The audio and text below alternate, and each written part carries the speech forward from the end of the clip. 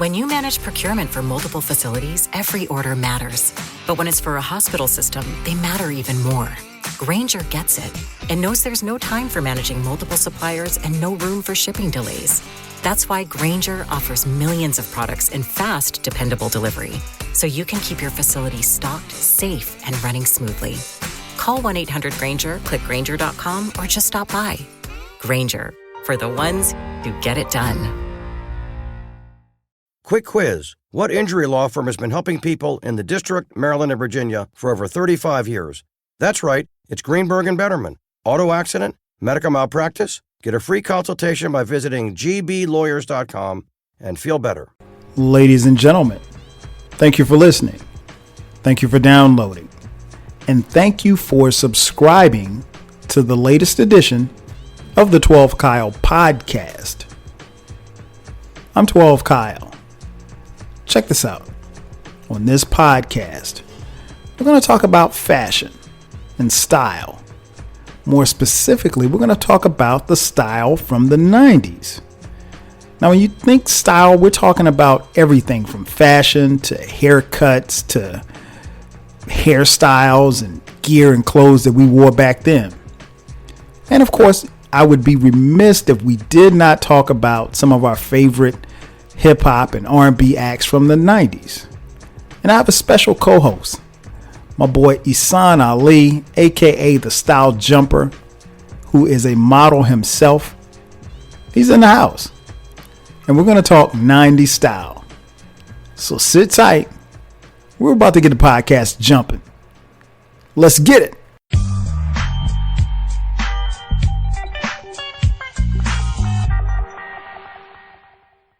And just like that, we are back. Ladies and gentlemen, thanks again for checking out the latest edition of the 12 Kyle podcast. I'm your boy 12 Kyle.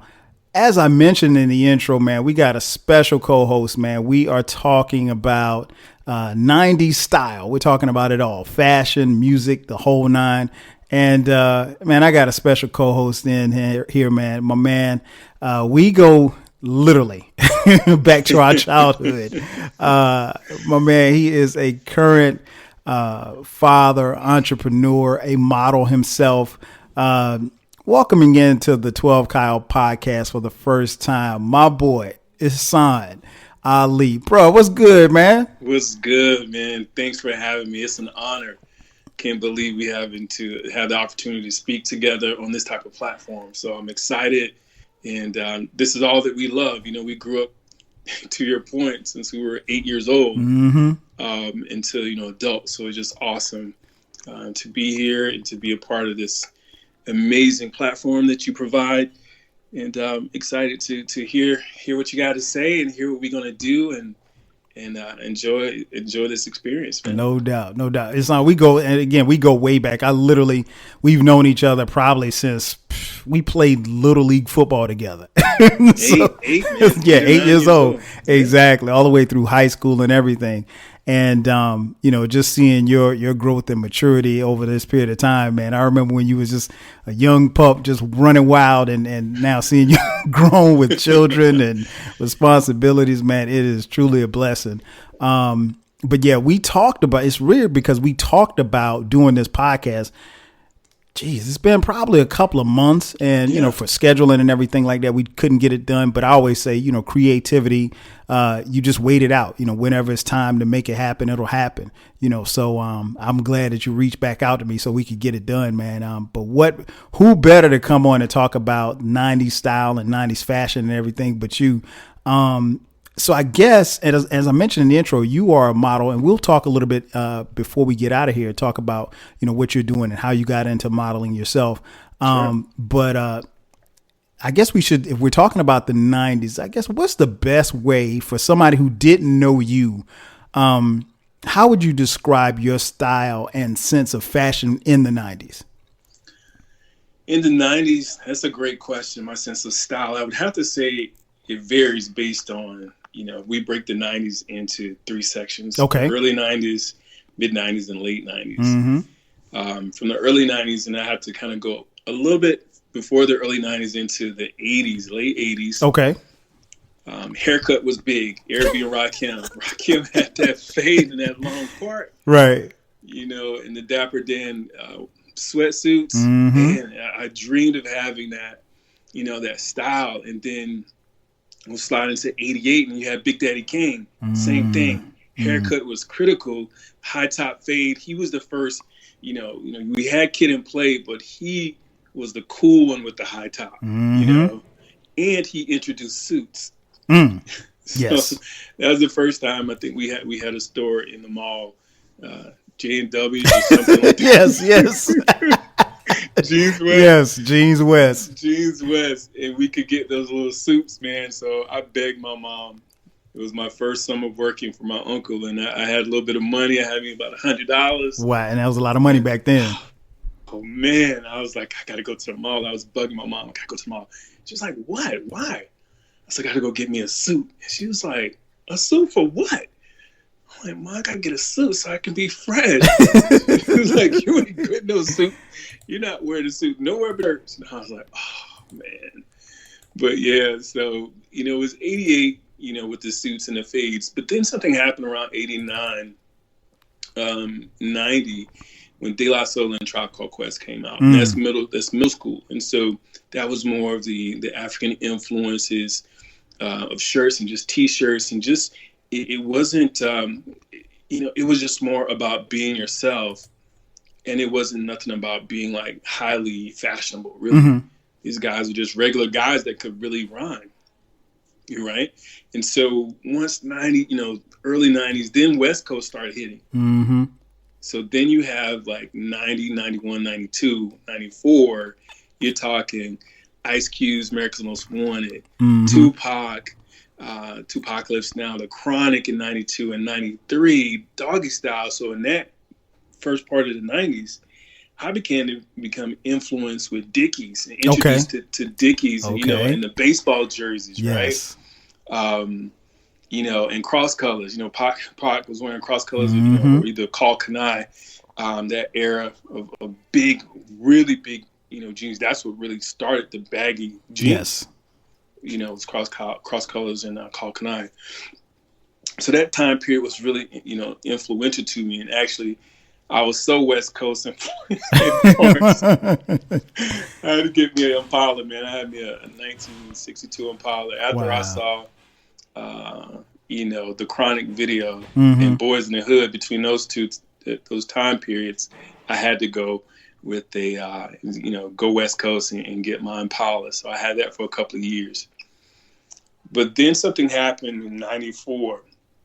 Outkast came out. And so Southern Playalistic, Cadillac Music is really interesting because Dre and Big Boy had, you know, some influence of the West Coast more so than East Coast. They were wearing big jeans and baseball jerseys. And then Biggie came out with the Coogee sweater. I never heard of a Coogee sweater before. And so, you know, that was like the mid 90s. And then Pac, my goodness, Pac came back in 96 and gave us the green light to take off our shirt. And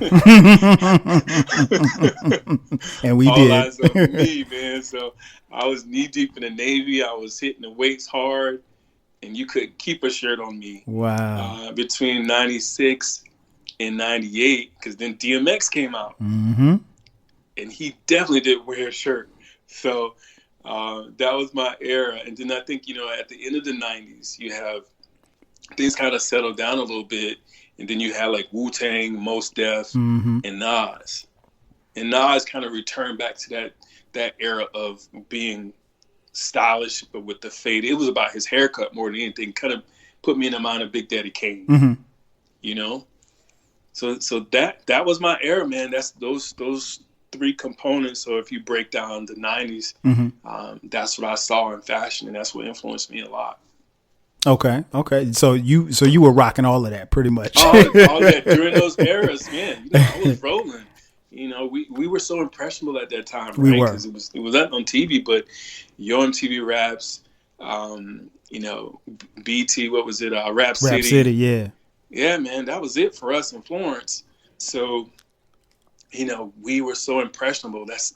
I couldn't wait to get home, get off the bus, and watch Rap City, man. And me and my cousin, we'll be on the phone. He lived down the street from me. Mm-hmm. And we'd be on the phone talking about, the videos and just being just inspired and influenced by what these guys were wearing. Because it seemed like, on another side of the world, light years away from us, just to be able to, tap into the TV and just get lost in their styles. No doubt. Music. No doubt. I was something I want to go back to that you mentioned. You mentioned that you went to the Dickies and the 62 Impala. Oh, yeah. Now, again, for those of you listening, we grew up in the same hometown, right? In Florence, South Carolina. So this isn't, Compton. So how did that go over in our hometown? Man, I was the only one riding old school, man. People are always curious, and I had the woofers in the back. I was bumping, so it was always cool for me to pull up, and just look different. I have a huge, growing up in Florence, I have a huge family, so everyone knew each other. But what people remember about me, I think in the '90s, while I was home before I left for the military, was that Impala. Absolutely, okay. Without a doubt. No doubt.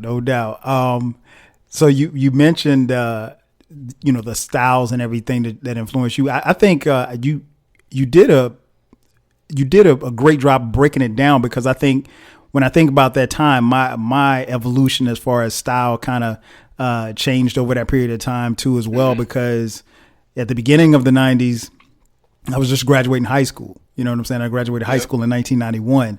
Then I went to college at South Carolina State University in the mid 90s.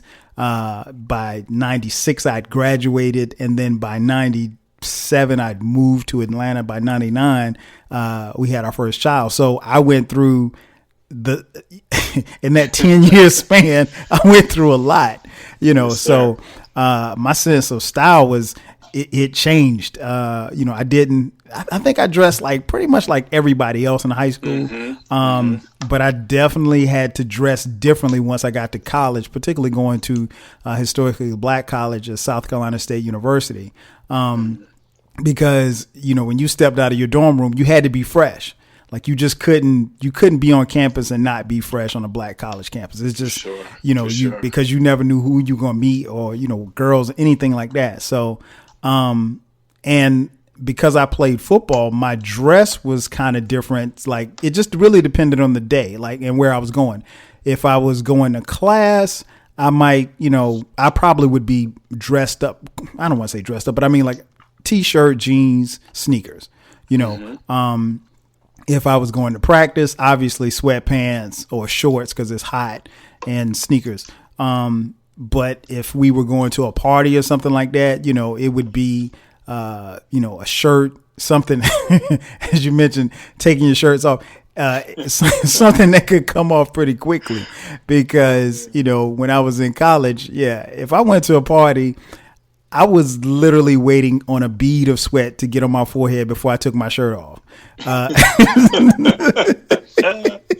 Because like you said, it was that era, man. That was Pac and guys like that gave us a reason, like, yo, it's okay to take your shirt off.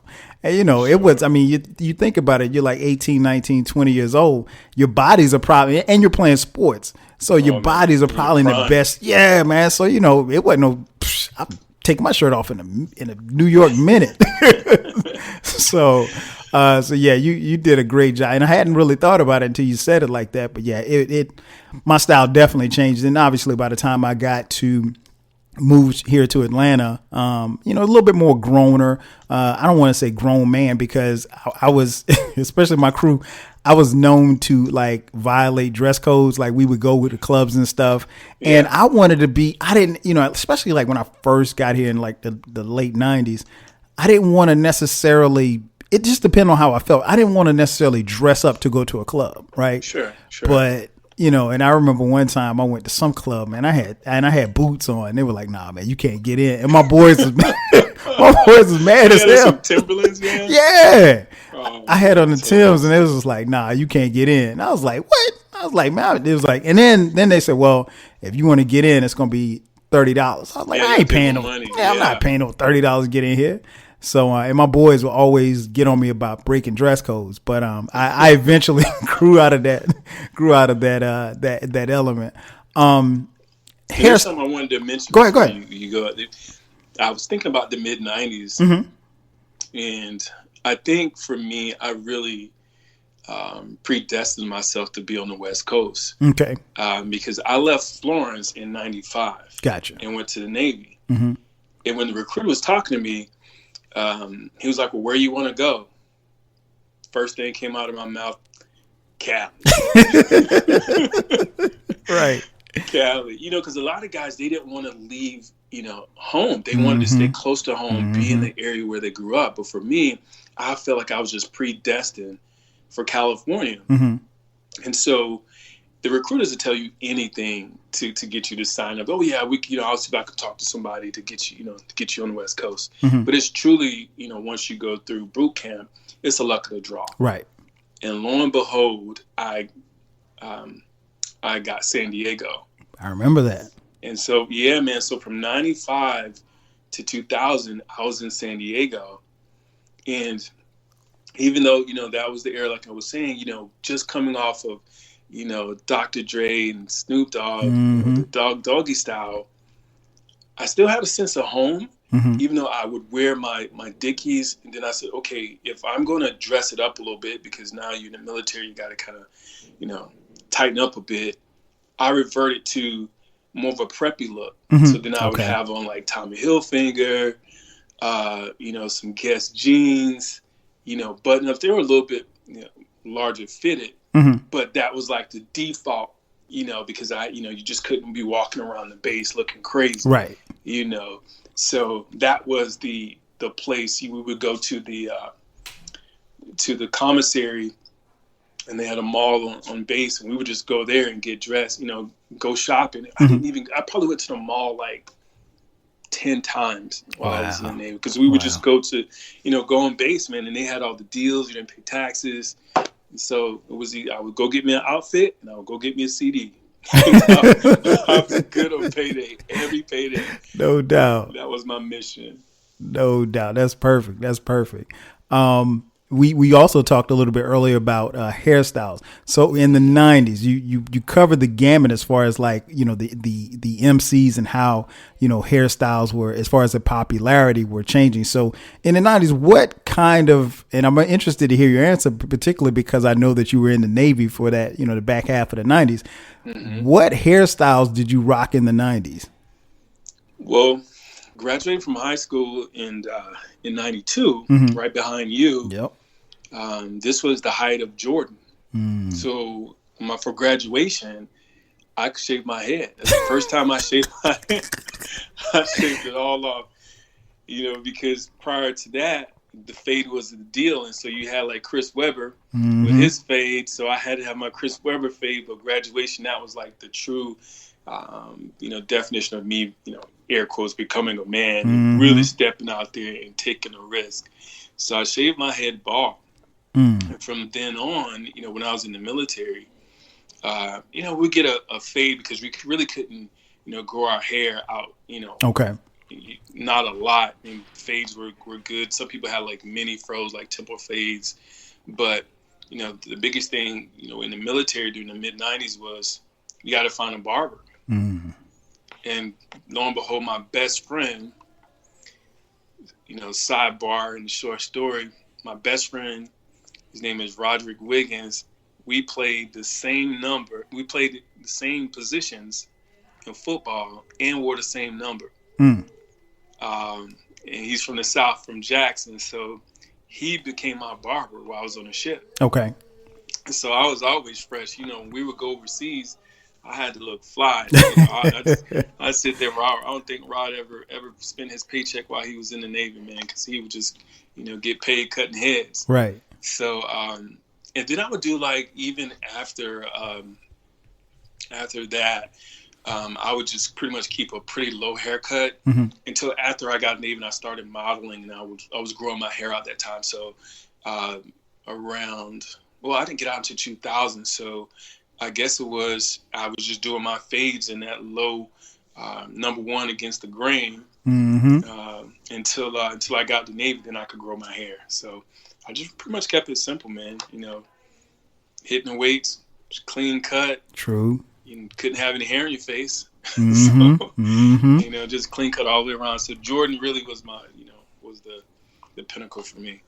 And it's interesting that you say that because, and I want the people listening to understand, if you're cutting your head bald on purpose in 1992, that is a risk because it wasn't cool to have a bald. I mean, it was very few people that actually had bald heads. Like you said, Jordan and, everybody else was trying to hang on to the little bit of hair that they had. And we were at that age where you probably didn't start losing any hair for those who were going to lose hair eventually.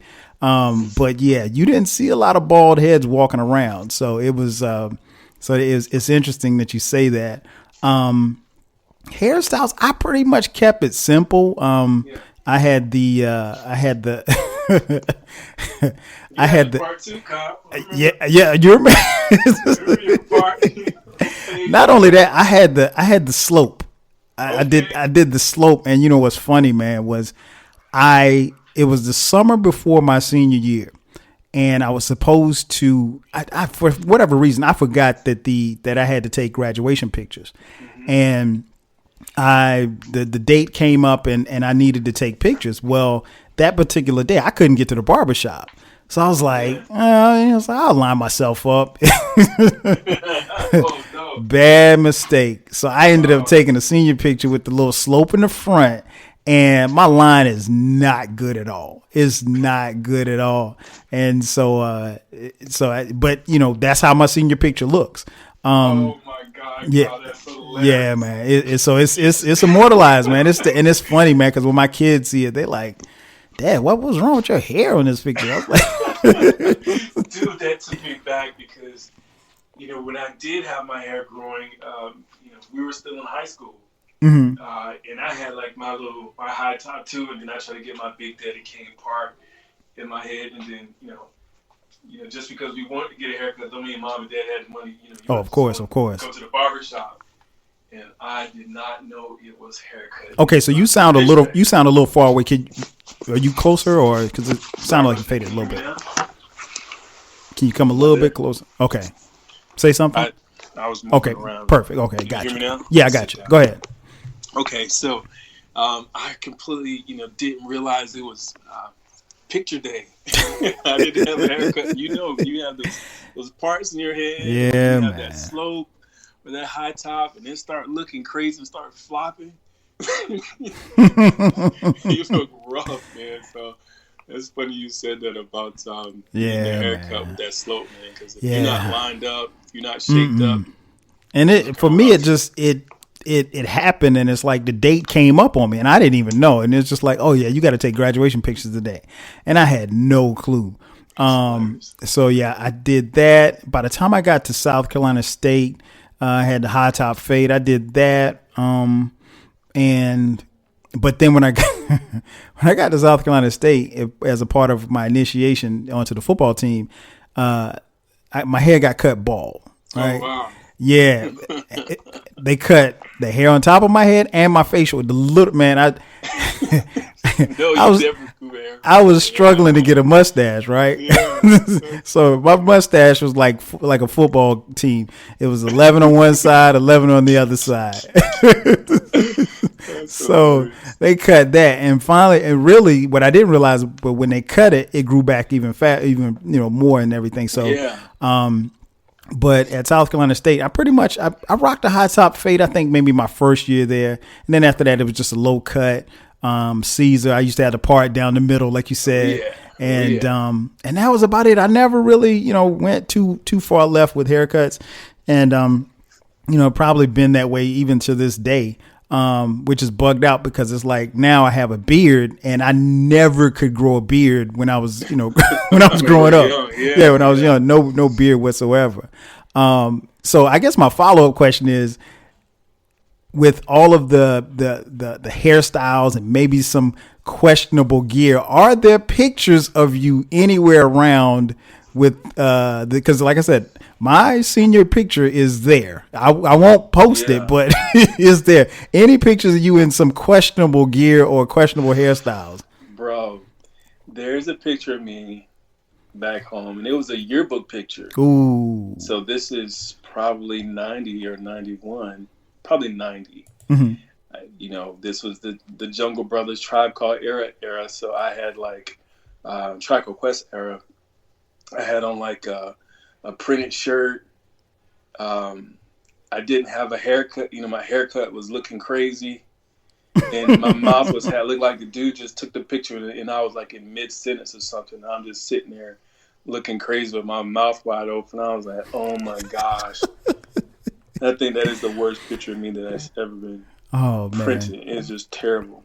Man, that picture is out there somewhere. Yeah, same here. My that picture that I described, and then there's one other picture. I had this. My mom bought me this coat, and it was like, I guess the best way I can describe it, particularly for those of you listening, if you remember the "Forever My Lady" video from Jodeci, and Jodeci, they have on these white coats. The coats are like, they come down to like your knees. Yep. I had a purple coat with a hood on it. Yeah, I can see it. I don't know why my mom. I don't know why I convinced my mom to buy me that coat. I wore it like maybe 3 times, and I felt so silly for wearing it. I was like, "Nah, I'm not doing this." I'm not doing this at all. So yeah, I had to dead it, man. But there is a picture of me in that coat, but I have the picture, so nobody will ever see it outside of this house. Lucky you, man. Lucky you. No doubt.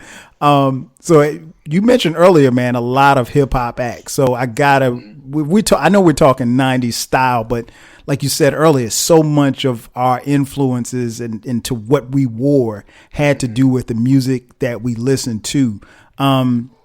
So the 90s really was in a lot of ways defined by, fashion, culture, and music. So when you talk music, who were some of your favorite R&B acts from the 90s? And then when you finish that, you can tell me a 2-part question, your favorite acts from hip hop. So 90s R&B and then 90s hip hop. Got it. It's pretty easy. So for the 90s R&B, hands down Jodeci. Yes.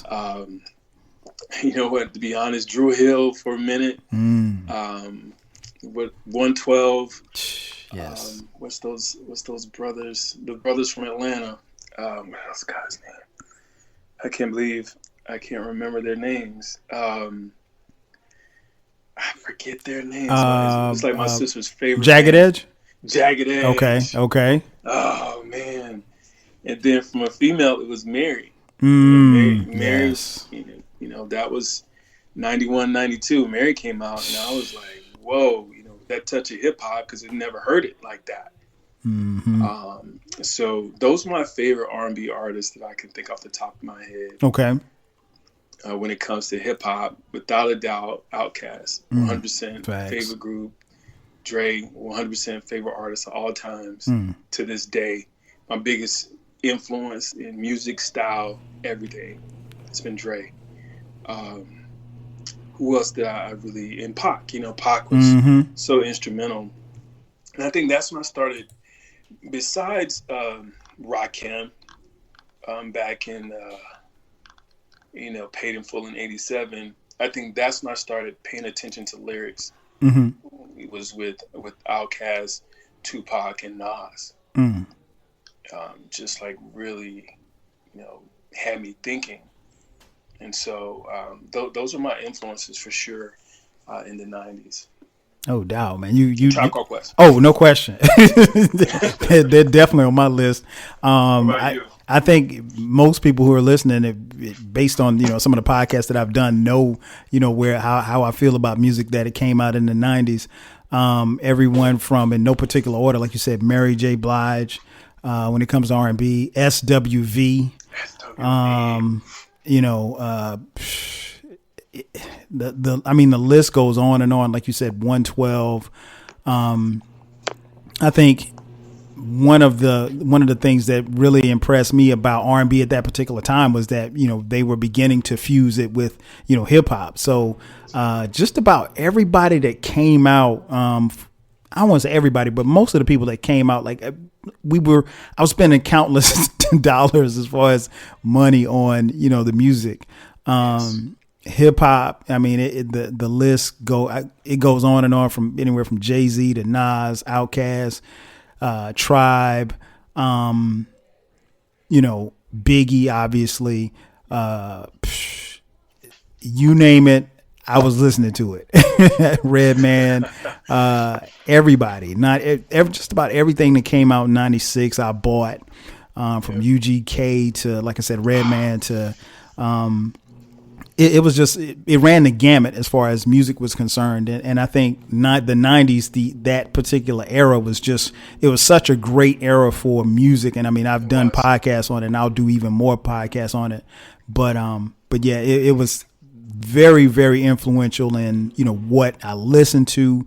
And it was something where I think musically, like we lived it and we breathed it. It wasn't it wasn't contrived. It wasn't anything that you had to kind of force. Like when you put on, like you said, Outkast, or you put on Tupac or whomever, you felt that music, even if you didn't necessarily live that lifestyle. And one thing I try to impress upon people particularly who are younger than us, is that, there was no internet. So exactly, if Dre said, or Snoop said, this is what's going on in my neighborhood, then we were able to tap in, at least to some degree, and get a temperature as to what was actually going on in their neck of the woods. And I thought that was beautiful, as far as like being able to tap into Atlanta, New York, LA, Chicago, Detroit, all of these cities where hip hop was bubbling. And it was definitely influential in so many ways. And like you said, we had a front row seat with shows like Rap City and, Yo MTV Raps, where, we would see something and it's like, okay, I see a guy with a nice cross color shirt on. Maybe I want that too, or exactly.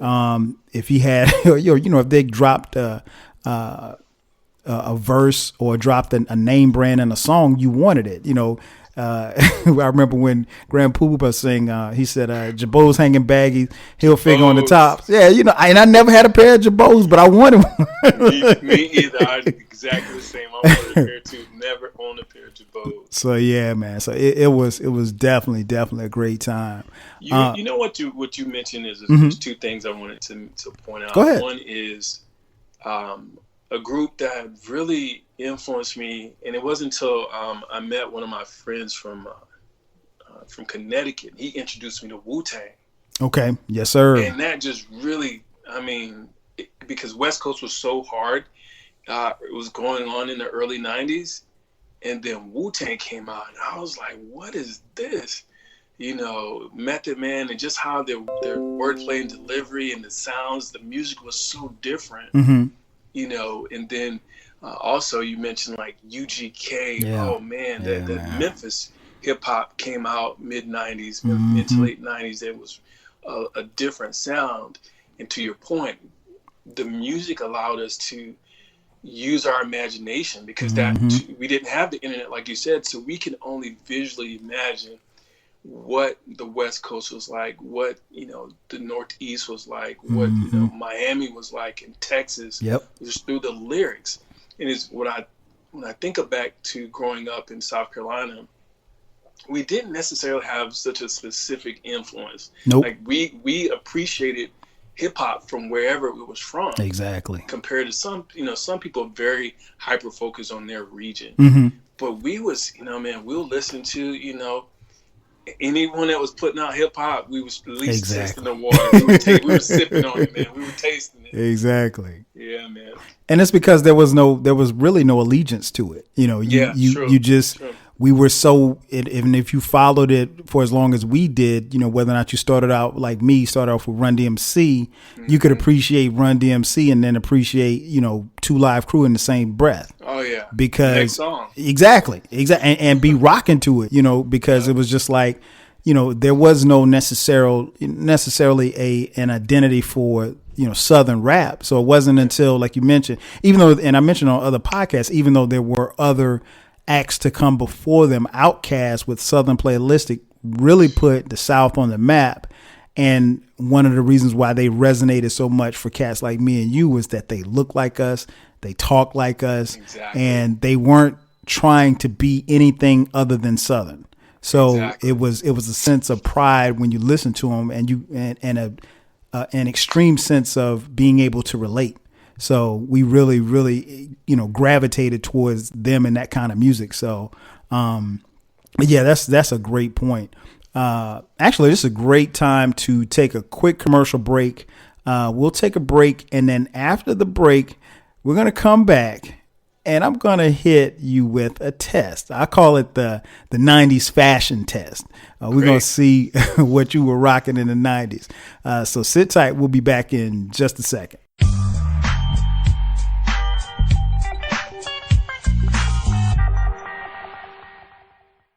And just like that, we are back. Once again, it's your boy 12 Kyle.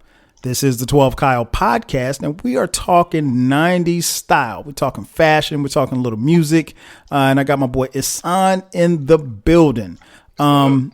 So I mentioned before the break that we were going to talk about, I was going to give you a fashion test, right? So what I want to know is, I've got a couple of things down here. We want to just find out, did you rock it or not? And whatever points you want to add, and I'll let you know if I rocked it too. And at the end of it, and especially for those of you listening as well, I want you to, kind of keep score and ask yourself, did you wear some of these things too? Because if you did, then you are truly a 90s, a person of the 90s. So the first one I have here, Kango hats. Did you rock it in the 90s? Absolutely. Still, I got one right now. What? Say word. Word, man. I like the paperboy style. Okay. And I like the bucket. I only have maybe like one of those buckets, but primarily the paperboy style Kango. Wow. That's my style. Wow. My uncle wears them all the time, so I guess I got it from him. Oh, yeah. Old school now. Yeah, Old school people definitely wear them.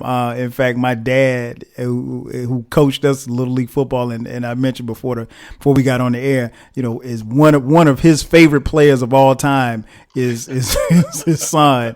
Yeah, he wears them all the time. He wears Kangos all the time. You're right. I remember that. I never had a Kango hat. Really? Never. Wow. Surprisingly, and I always wanted the joints like LL, but I just never got one, man. And I when I started thinking about it, I'm like, I really don't know why, but I never had a Kango hat. So go figure. Next thing, Timberland boots. I had, I think, 2 pair of Timberlands. Really? That's it. That's it? That's it. In the 90s? Yeah, man. Because the mid part of my 90s, I was in the military. Oh, yeah. That's right. So, it was primarily me just, being as simplistic as possible. Mm-hmm. And, I didn't have a place to put those big boots on the ship, man. So true. You had to choose. Right. So small space. 2000, man. Not enough space for Tim's. Oh, no doubt. Man, I had a couple of pair in the 90s, and I think I probably bought more after the 90s than I did anything else. I've got 2 pair that I pretty much, and I still wear my Timbs. I still wear my Timbs, man. The Timbs were because they are so comfortable for me. And everybody, because it's like you said, it's a bigger shoe, so everybody doesn't necessarily, feel, compelled to wear, a boot that big. And of course, if you're not really familiar, Timbs really got their popularity in the late 80s, particularly early to mid 90s, because of, it was the fashion statement for drug dealers. It was the choice shoe for the dope boys. And they had all the colors, man. So, right. If you were gonna look fly and you was dressing up, man, you had to get the Timbs. You had to get the Timbs. You had to get the 40 below joints. And it was required wear for, your local drug dealer, because, if you're selling drugs, you need to be outside, and it's, especially like if you're in New York, it's cold. Yeah. You need something, you need something on your feet. So to be on the block for hours, you gotta exactly. You gotta have some Timbs. Was the move for sure. It's too hot on the West Coast for Timbs. Mm-hmm. Yeah, that's true. That is so true. And I always bug when I see dudes in shorts and Timbs. Oh, it's crazy. I just automatically assume if you're in shorts and Timbs, you're either from DC or you're from New York. Like nobody else would ever do anything else like that. But no, not so bold to wear in the summertime, come on, man. Yep. Your feet are way too hot. The next thing, the oversized white T-shirt. Oh, did you rock that in the 90s? Dude, I wasn't into the big T, man. Same here. I couldn't do it, man. That was my little sister's era. That was when, Wayne them came out. And so it took me a while to get with the hot boys. I wasn't a hot boy. Me either. Man. So for you didn't wear them? Nah, man. Same here. The oversized T-shirt, that era kind of came. It was something that caught on in the late 90s, really took off in the early to mid 2000s. Yeah. It just wasn't for me, man. I'm not a big guy to begin with. So, me wearing a big oversized shirt just wasn't, it just wasn't a good look for me. Yeah. Sounds like it looked like that purple jacket. Yeah, exactly. Exactly. It just wasn't a good look. But yeah, man, it was, like I said, it became pretty popular in that time frame, man. And it's something that I saw, but it wasn't something I could get with. And speaking of T-shirts, just sidebar real quick, with you being on the West Coast, did you see a lot of guys that would wear like a white T-shirt as their main shirt? Oh, yeah. That was bugged out to me in the 90s because like I played football, and a lot of my teammates, especially the guys from Florida, they would wear just a regular white T-shirt as their main. I'm like, why do you have on a T-shirt? White T-shirt and Dickies. Yeah. And Chuck Taylor's. That was a West Coast look. That was a gangbanger look, Exactly. T-shirt, Dickies, Chucks. Wow. And your rag. and I was never exposed to that until I got to college, because of course, like I said, we didn't see that in Florence. Right, so it was just I just had to ask you about that. Wear the rest of your clothes. Right. You got on a T-shirt, and these guys would wear a T-shirt and then a wife beater up under it. So I'm like, you basically have on two white T-shirts. You and my cousin in Fort Lauderdale. Yep, he used to wear that. Yeah, I figured it was a Florida thing, but I had to ask, since I knew you were on the West Coast, maybe it was something that was out there too. Maybe just coastal, Maybe that's what it was, where it was warm weather. Mm-hmm. Next thing, dungarees. Did you rock the dungarees in the 90s? So let's define dungarees. with the overalls with the straps. I know they would have come out right around the time that you were a senior in high school, because I know I rocked them my freshman year in college. So you were a senior in high school then. I had a pair. So my daughter, my oldest, was born in 98. So I got a pair of overalls in a picture with her. She was a little girl. So I remember them boys until the 90s. I mean, to the 2000s. Wow. Yeah, man, I had one. I think actually I have one, a cross-color one too. Ooh, no, you didn't. Yeah, I think I did. Damn. I hope I can't find that picture. I hope it's blank. Man, listen. What about you? You said you had. I had two pair, and I used to rock them all the time, man. And there is a picture. There's a picture of me standing out front of my house, and I got the dungarees on. I had a Syracuse sweatshirt on up under it, and I used to rock it, man. I thought it was a good look. Looking back on it, it probably isn't, but yeah, I thought it was pretty dope. Denim jackets. Oh yeah. did you rock the denim jacket in the 90s? Absolutely. Really? Absolutely. I think that was my boys. That was Wu-Tang, Wu-Tang and Pac, but definitely, and Tretch. So definitely, what was that? Jason's Lyric came out? Yep. So I definitely had mine. I got one. I still wear one. Really? I always have a denim jacket on stage. Man, surprisingly, I've never had a denim jacket. What? Never. I mean, and when you talk about that era, you're talking about Guess, Versace, Moschino, Calvin Klein, everybody, even to even to the black labels.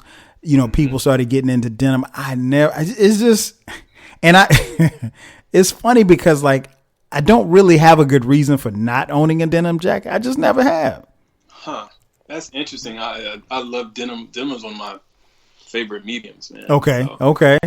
I Wow. love the denim jacket, man. It's a staple piece. It is. From a style side of things, I think every man needs to have a nice, well-fitted denim jacket. Okay. Well, maybe I have to get one then. Gotta get one, bro. Gotta put it in there, man. No doubt. Okay, so now let's talk about some of the sportswear. When I think about sportswear, I'm thinking about polo. Did you have polo back in the day? I didn't get a polo until I went to the West Coast. Really? Like an official polo? Mm-hmm. Not the knockoff. Polo. Yeah. Yeah. Not a polo shirt, but a Ralph Lauren polo. Mm-hmm. That was probably not until 96. Okay. Yeah. What about you? Yeah, man. I think I might have had one or two polo shirts when we were in high school. Okay. And I really didn't rock them like that because I was, like I said, more a t-shirt guy. And then when I got to school, that was the look because it was like a little kind of preppy look or whatever when you wanted to kind of jazz thing. Yeah, with a collared shirt. So and it went well with jeans anytime you had to go someplace and you didn't want to be too dressed up, but you wanted to be casual. Yeah. So yeah, I started buying. That's what I started buying. And I mean, even to this day, I still have quite a few polo shirts, but I primarily wear them like wear them to work sometimes. But I have a few that I wear like when I play golf and stuff like that. Got it. What about Tommy Hilfiger and Nautica? Both, a lot. A lot. That was my move because really the cool thing with Tommy more than Nautica,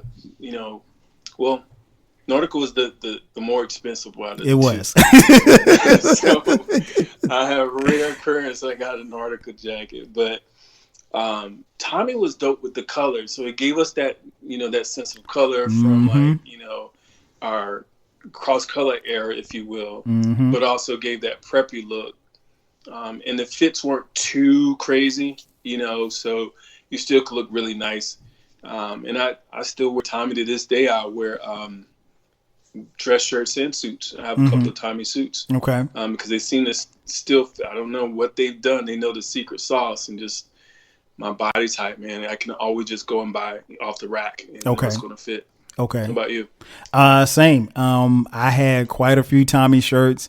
It was, again, something that I didn't have when we were in high school, but by the time I got to college, I had to because all the dudes was rocking it.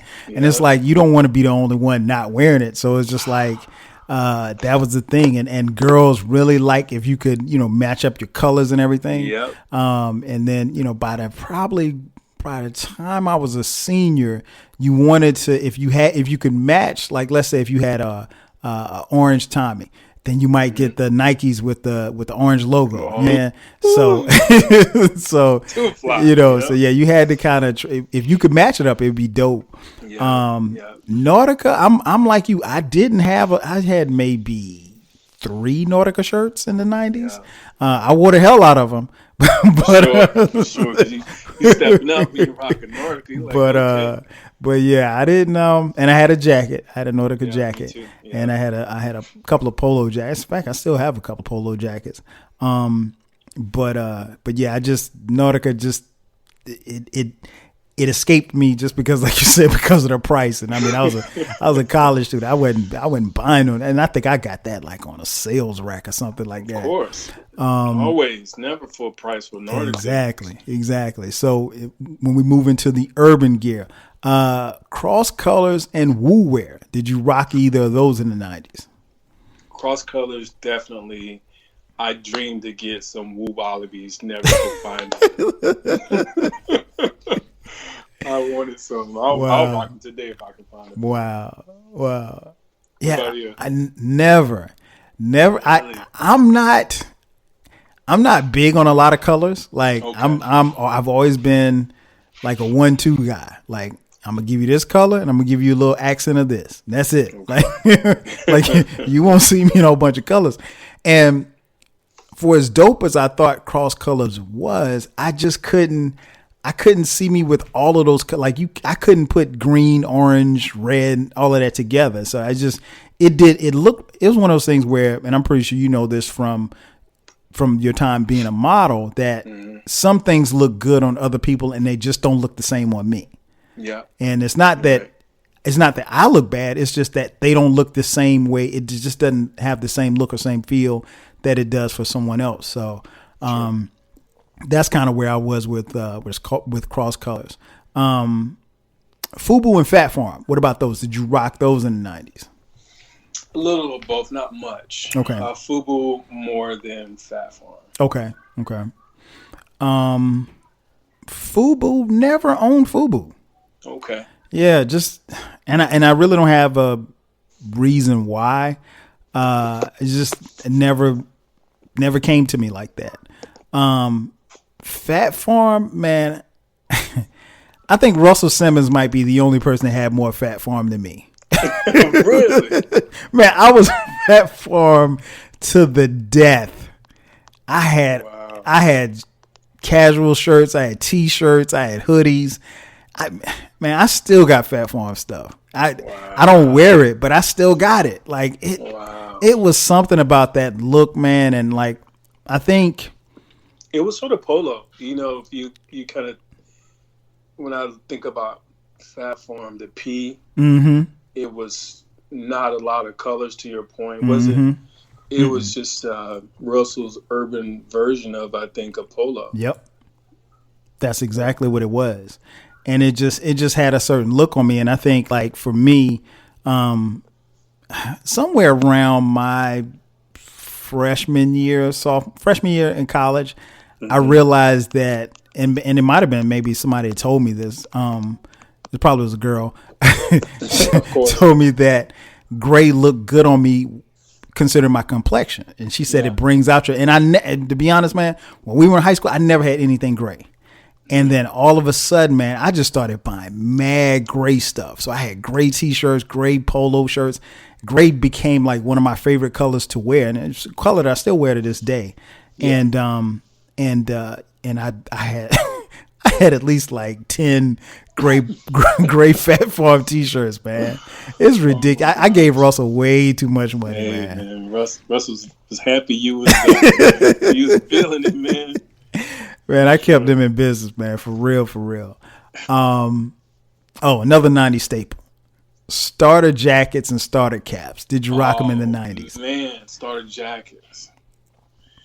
I wasn't that kind of cap person as much as I was, like I was saying, the Paperboy style hats and Kango style, but definitely a starter jacket. I remember when they had the football teams, again, it's just that whole color thing. I had a New York Jets green starter jacket that I wore. I think it was like that would be 91, 92. Yeah, and that's probably the last starter piece that I had. That was the. But you know what I really wanted, I never bought, was like the more of the athletic jacket, more like a what would you call it? Like a Letterman jacket, that style. Yeah. I would love to have one today, but I've never had that style of jacket for starter. What about you? Same, man. I had quite a few starter jackets, but the one that I wanted, and I mentioned on this podcast before, the one that I wanted that I never got was the hooded one. That's the one I had. See, that's the one I wanted, man. And everybody from our hometown had one, man. Everybody but me. And, man, I'm still mad to this day. And you know what's weird is that you can't find them anywhere. No. Like, I just looked. I want to say I looked this past Christmas because I was going to buy one for myself just on GP. Yeah, no doubt. And, but, yeah, that's the one I wanted, man. The hooded. I've had just about every other starter jacket, the Letterman joint, the Parkas. I've had those, but not I've had the pullovers, but not the hooded joint, and that's the one that I want, man. So, if anybody from Starters listening, memories. If anybody from Starters listening, send me one. I will pay. Caps, yeah, I would rock hats, particularly, you know, like if it's that time of the month where, you know, you're in need of a haircut, you just I would throw in a hat in a New York minute. One thing you mentioned earlier, and I'm interested I'm pretty sure I know the answer to this. Another thing that was very popular in the 90s, the Paisley bandanas. A lot of, you know, gangs were affiliated with. Did you rock any of those? Nah, bro. Yeah, I couldn't mess with it either. One, and it was probably brown because you know, I'm like, that's something you don't play with on the West Coast, man. I was like, nah, man, I'm gonna let Pac handle that. And right. It was, you know, Pac was wilding out at that time. He was. And then he got murdered in like 96. So, you know, I couldn't rock those bandanas, man. Just not safe. Yeah, it didn't appeal to me, man. I didn't want anybody to get it confused. I mean, exactly. And you know, we came, the 90s was the era, like you said, and then when Pac came with the bandanas, he would have his, and he was never, you know, in a gang per se, but, you know, he would have his tied around his head, and I was just like, nah, I don't need that, because I don't want anybody to think that I might be, you know, so, and then of course, you know, we knew, and I know you being out in the West Coast, you saw guys, you know, they would have that flag in the back pocket, you know. Yes, sir. And it was red or blue or whatever set it was, you know, and so they represented. So that was another thing that, you know, unfortunately was very, very popular in the 90s as well. Another fashion, let me see, the luxury tracksuits.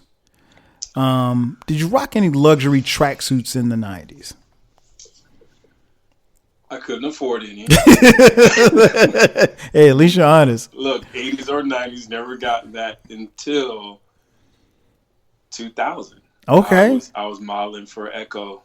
Wow. Unlimited, and that's when my first one. Wow. Yeah. You still got it? I don't. I still have a Letterman's jacket from Echo. Okay. It's 20 years old. I probably worn it 5 times. Wow. Yeah, it's really nice.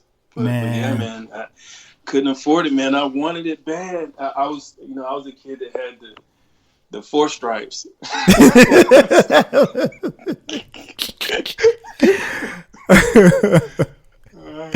Mom got me the 4 stripes. I know, right? I was like, I'm good. I'll never ask again. Not the Adidas, but the 4 stripes. The 4 stripe. I don't know who that was. Yeah,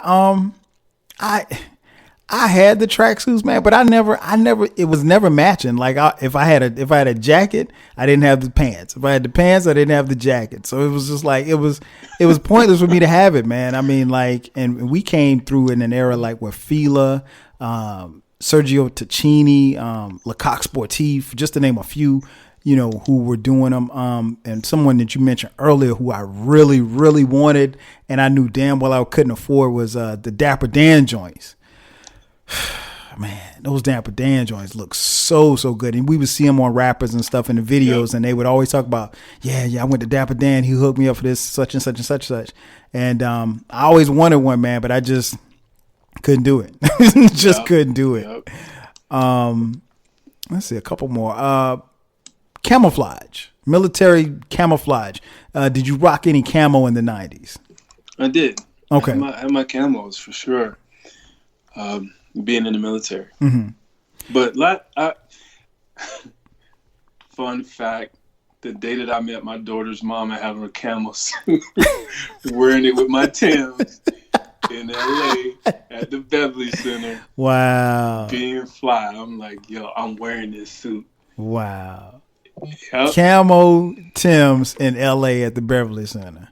Chilling. That don't even sound right. And my cousin was out there from Florence. Wow. So I was showing out. I ain't gonna lie. I know you were. I know you was. Oh man. No, I have a pair of camo cargo shorts that I wear every now and then, but I never prior to that, I don't think I know in the 90s I didn't wear any camo. Wow. And to be honest, man, I don't really know why. I don't really know why. I just never got into it. One of the things I would say with camos, and to your point about like fit, camos can be fairly baggy and long. So they were more full. So like right now, I have a pair of camos that I wear, but they're chinos. Okay. So they're flat panel, no pockets on the side, and it looks. I really like the look. Okay. So maybe if you ever come across the chino style, you might like that. Okay. Yeah, I'm not above wearing it because, like I said, I have a pair of cargo shorts that are camo, but never got into any of the camo jackets or anything like that, which was really, really popular back in that time. What was another one? Oh, one that you mentioned a little earlier, Coogee sweaters. Did you rock the Coogee? I wanted one. I want a big throwback to Cosby, but I couldn't get it. I wanted it, but I couldn't afford it, bro. Wow. How about you? Nah, I had no desire to wear the Coogee. Coogees, it just for whatever reason, and maybe you can tell me if I'm right or not. For whatever reason, Coogee appeared to be very big, or at least to run big. Yeah. And I'm not a big guy, so it's just having oversized stuff on me just didn't. That wasn't the move. yeah, no doubt. What about you were on the West Coast, so you may not have gotten into these. The puffy coats, the puffy jackets, very, very popular in the 90s. Nah. Well, actually, yes. I have one. Okay. A black one. Because it would get cold at night, on the West Coast. Mm-hmm. So I didn't wear it a lot. I thought I was cool. Matter of fact, I think I bought it because I had just left Chicago from boot camp. Okay. So yeah, that's exactly when I bought it. It was in Chicago. But only one. Okay. How about you? I never had a puffy coat. I'd had a couple of puffy vests. Those were really, really popular. The puffy coats were really popular from, designers like Halle Hansen and the North Face, just to name a few. But like you said, I lived in Florence, then I was in college in Orangeburg, South Carolina, and then to Atlanta. So those aren't really cold places. So I guess for me, I never could justify buying one because I was like, I probably won't wear it. Like I still have a puffy vest, but like my sons, they wear it. I don't even wear it because to me, it just doesn't get that cold to me for me to put it on. But sure. But it still resonates to this day. Can't forget Jordans. Did you rock the Jordans in the 90s? You will not believe this. I had my first pair of Jordans when the first Jordan 1s, when they came out, was in elementary school. And my dad bought them, and that was like $1 million. Of course. Yeah, shoes. Man. So I don't know how I did it, bro, but I actually spilled kerosene on my Jordans, the black ones. And my dad told me, you'll never get another pair of Jordans from me. How did you spill kerosene on your Jordans? Because, they was just shoes. I was in elementary school. They was just shoes. He probably had more emotional connection to them than me because he loved, the Tar Heels and Jordan being right. The guys right there from North Carolina. Mm-hmm. But after that, I never bought another pair out of the store. Like out of the box. I've never owned another pair of Jordans. Wow. Yeah, to this day. Man, In the 90s, I had a couple of pair of Jordans, but I didn't pay for them. One pair somebody girl bought for me. Another pair, a couple other pair that I got. I had this little scam where I would send shoes back to Nike and they sent me back some Jordans. Yeah, I talked about it on another podcast, how we would puncture a hole in the sole of the shoe and then tell Nike that it was defective, and Nike would send you back a pair of sneakers that were, comparable to the price of what it was that you bought. Yeah, man, we had a hustle going on in college, man. I was doing that state, man. Hey, we ain't had no money, man. We had to get over, man. So, yeah, we did. Man, we ran that scam for about 3 years. So it's like I would always come home with new sneakers, and my mom would be like, "Oh, she didn't give me no money for no sneakers, so she's trying to figure out where it came from." But yeah, man, still love the J's to this day. I got a couple pair, and I always they always feel comfortable. I think it was the 13s, the ones that he wore when the Bulls beat Utah for the when he hit his last game in Utah. The buzzer beater ones, the Ferrari joints. Man, I had a pair of those, and those were the most uncomfortable shoes I've ever put. Man, I gave them away. Oh, wow. They hurt my feet that bad. I was just like, nope, I'm not going to do this. And I was trying to, I was changing socks. I was trying to do every little thing. I may have worn those shoes 5 times, and I literally gave them away because they hurt my feet. And everybody else that I talked to, and it wasn't the size, it's just the way that the shoe fit on my foot. The design. Yeah. So your foot. That was the only pair of J's that I didn't like.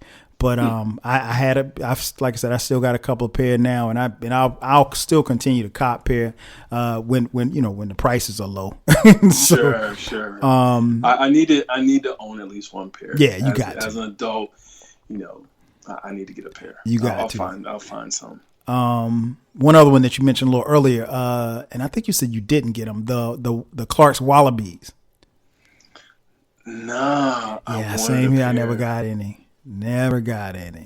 Those were some dope shoes too. But another company that I did get to, just like I said, I had the 4 stripes. Mm-hmm.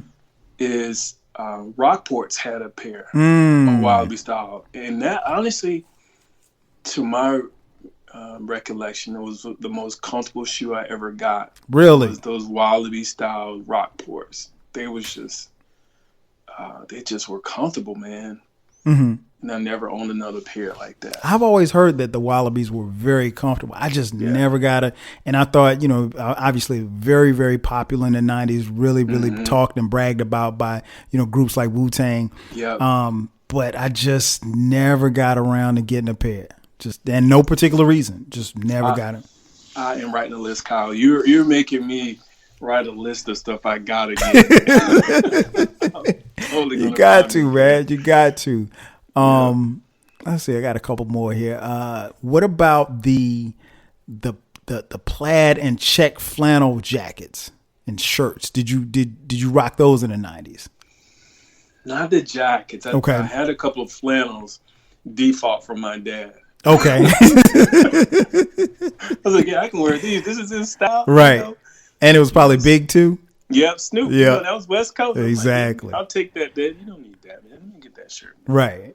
I never got into the flannel, man. Never got into the plaid. It's just too busy for you. Yeah. You're a minimalist. Like, just hearing our conversation, the style that you are as far as like colors and the looks, and you're a minimalist, so that makes sense because the plaid would be too much for you. Yeah, I'll just feel like I'd put it on. I'd be like, man, this thing doing too much, and nobody else might not feel like that, but that's just how I see myself in it. So I'm with you. I'm definitely there.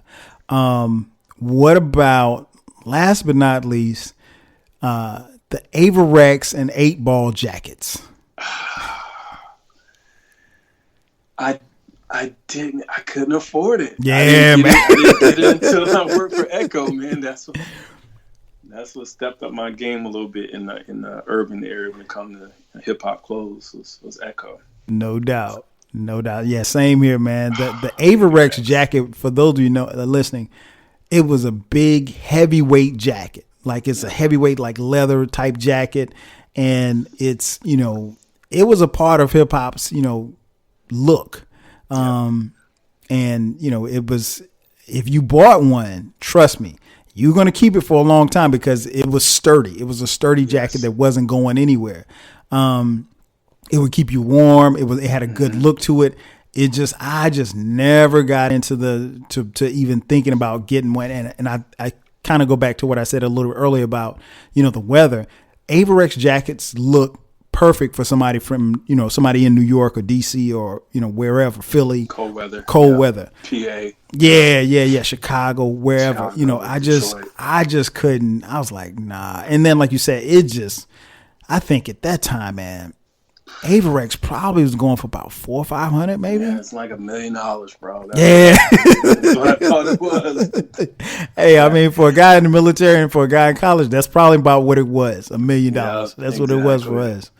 Yeah, man. So you're right. It was light years away from our pockets. Exactly, and I would have never gotten one until I got this one from Echo. I promise you. And it's exactly what you described. It's a heavy Letterman's jacket that's leather, two-tone, quilted inside. It's just really durable, and very much so. It looks, you know, someone like, I guess like a lot of the kids now, they're going back to, you know, more of a retro look. They would rock these. My 22-year-old, she would rock this in a heartbeat, and it'll be in style today. No doubt.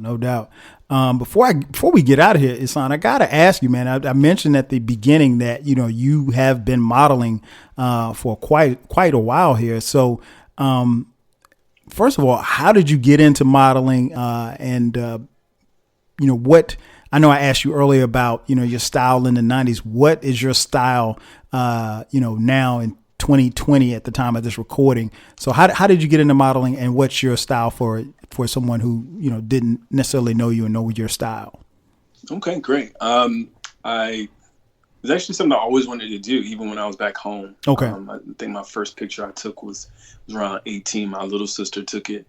I still have that picture to this day. I was modeling for her.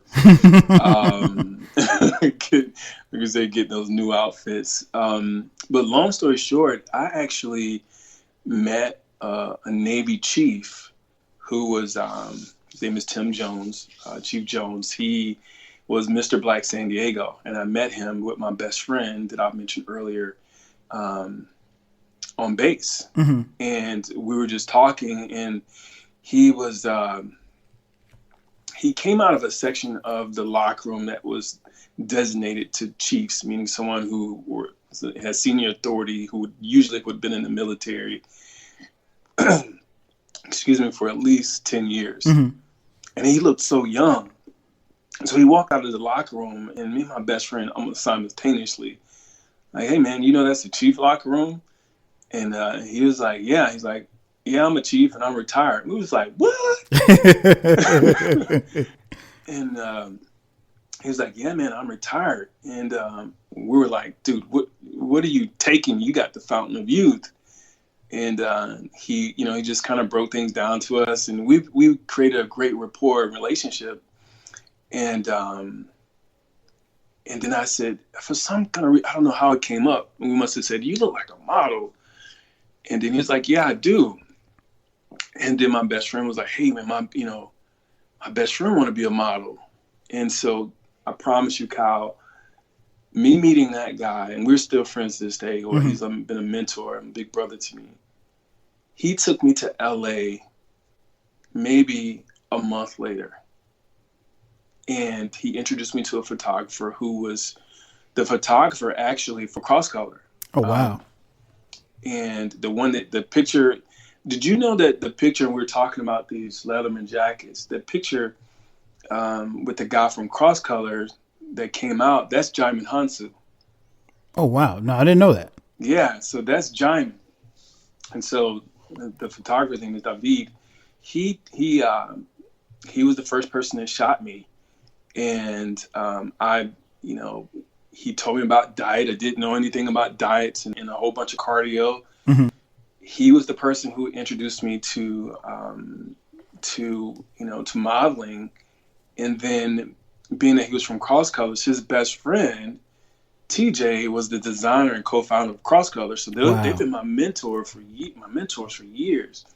And so they ended up creating a line that I modeled for, and I was like their lead model for that line. And then it wasn't something that lasted long, but it got me into modeling. Mm-hmm.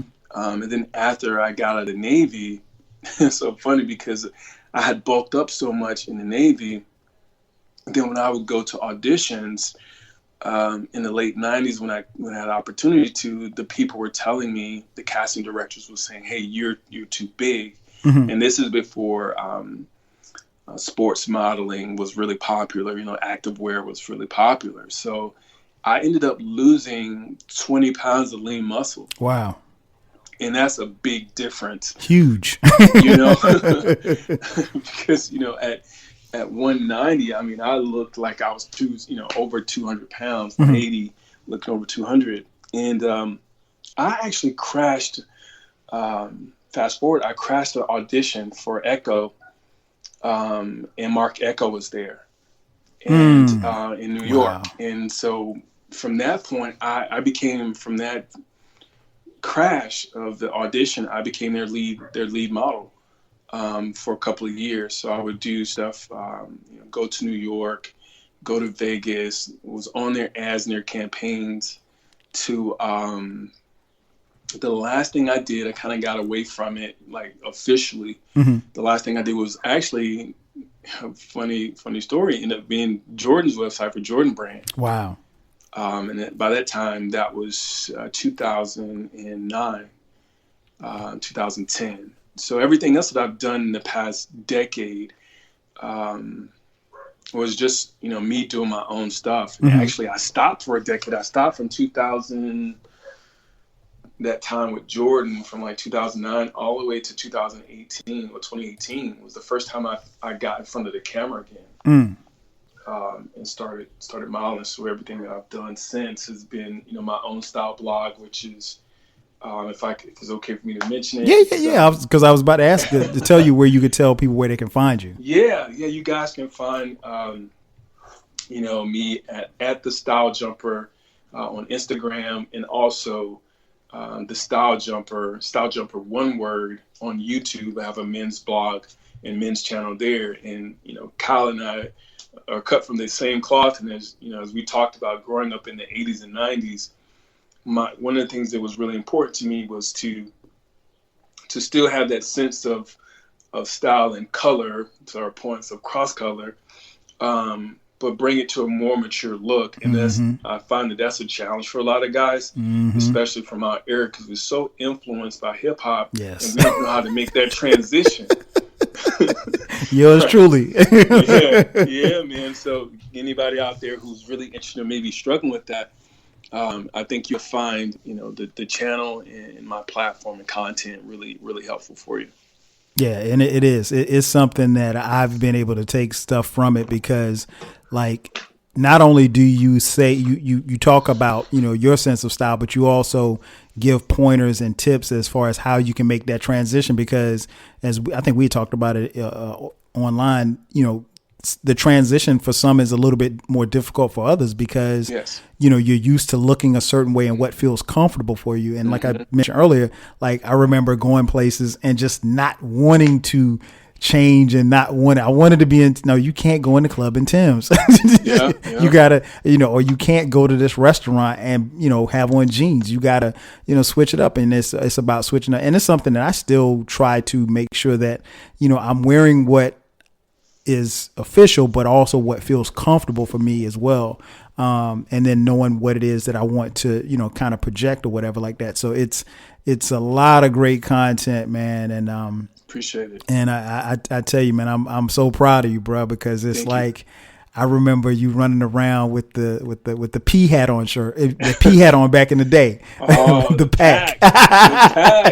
Shout out to the pack. Shout out to the pack. And just to see you evolve and get that far, like I said, from us playing football together to you being grown and having kids and married and everything like that, man. It's been great seeing you and your development. And obviously that's one of the reasons why I definitely wanted to get you on here, man. So tell everybody again where they can find you, where they can find, and make sure that you guys check him out, because you will not, I promise you, if you listen to this podcast long enough, you will not be disappointed in anything that you see on his platforms. I appreciate that.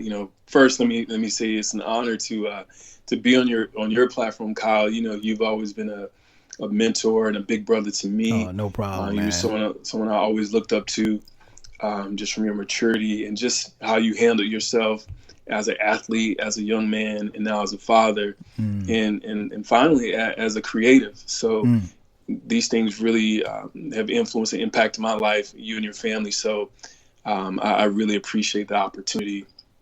But with regards to the channel, again, you can find me at the Stylejumper on Instagram as well as YouTube.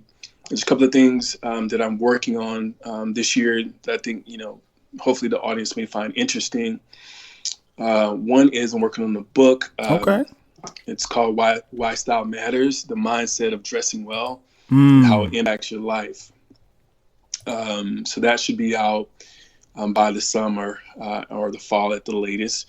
And I'm currently working on an online course, and the online course is designed for entrepreneurs to improve their personal style so that they can, understand the value of personal brand and their brand message. Because a lot of times that's a gap for those. And finally, I would just say, for those of us who are in their 40s and you're struggling with a style, or how do you transition, you don't want to look like your sons, your nephews, right? And you don't listen to the music that they listen to, but you still listen to hip hop. And it's the 90s hip hop that we're talking about that we're really so closely connected to. Usually people are attached to, what they listen to and even what they wore at the age of graduation, between high school graduation and college graduation. They're mostly impacted and influenced by that. So one of the things that I came up with is what I call adult street. So that's where you'll find me out.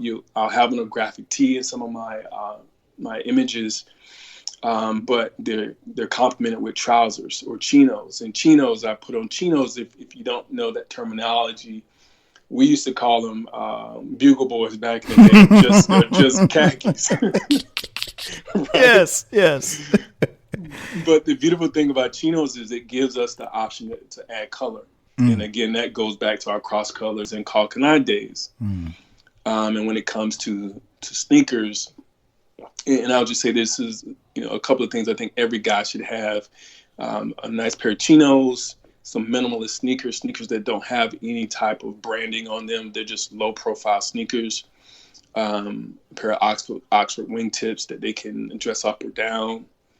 A well-fitting well-fitting trousers will be helpful.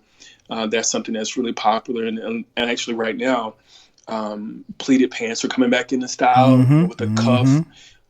You don't necessarily have to wear a belt. If you have the opportunity to maybe find some that have side tabs, or if you're a risk taker, try some suspenders. And I'm a bow tie guy, so 90% of the time you'll see me in a bow tie. But those are some things I think in 2020 is style for we adult men in our official 40s. That adult street, you'll find it there on the channel. So at the Stylejumper on YouTube and Instagram. Man, there it is. Bro, I definitely appreciate you coming on. We got to do this again, man, because I think even just what you just said there at the end, just maybe coming back on and even just giving some fashion tips, because you're never too old to know. Yeah. And sure. You're never too old to kind of switch up the style, because, like you said, if you're listening to this podcast and let's say you're between 25 and 45, you might be, you might be a little too old for the skinny jeans, and you might be a little bit too old for the big baggy clothes, and you might want to switch up your style a little bit. So like I said, you're never too old to learn. So we definitely got to do this again, man. No problem. That's going to do it for us. I want to thank each and every one of you for listening to this edition of the 12 Kyle podcast. So for my man Ihsaan, I'm your boy 12 Kyle. We'll catch you guys on the next go round. 5 G's. Peace. Peace.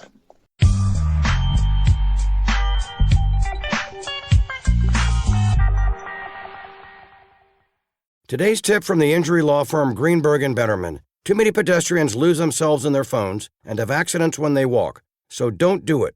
Greenberg and Betterman is here to help you. Contact gblawyers.com, that's gblawyers.com, and feel better.